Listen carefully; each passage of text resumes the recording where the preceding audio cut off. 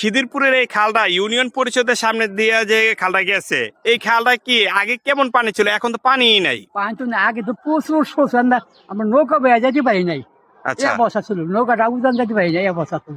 অনেক স্রোত ছিল। অনেক স্রোত ছিল, বিশাল স্রোত। এই এই এই খালটা দিয়ে আপনি কোন কোন জায়গায় যাইতেন? এই খালটা আমরা এই এখন বুঝা কম বুড়া এই তালপাল বন্ধ থাকে, এই আগলা পাড়া বাসা যায় গরু বাছুর লিহান যাইতো তুমি। এদিক দিয়ে যাইতো? হ্যাঁ, গরুর নৌকা যাইতো বড় বড়।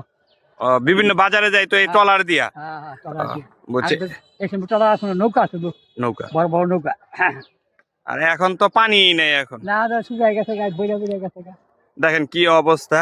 হ্যাঁ তো আসলে পুরো খালটাই এখন শুকনো হয়ে আছে, কোনো পানি নাই। এই পাশেও পানি নাই, ওই পাশেও পানি নেই। এই যে আপনাদের যদি এই পাশটাও দেখাই, দেখেন কোনো পানি নেই।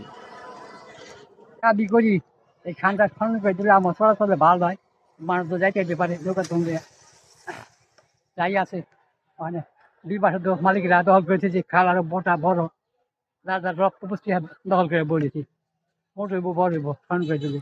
শুনলেন এই খালটা কিন্তু এখন অনেকেই আর কি যার যার বাড়ির পাশে তারা দখল করছে, হ্যাঁ হ্যাঁ এরকমটাই জানালেন। এখন আর কি তারা চাচ্ছে যে এই খালটা খনন করলে এবং খালটা বড় হবে এবং পানি থাকবে। হ্যাঁ হ্যাঁ। লতুতি ইউনিয়নে খিদিরপুর গ্রাম থেকে এখানেই বিদায় নিলাম। ধন্যবাদ।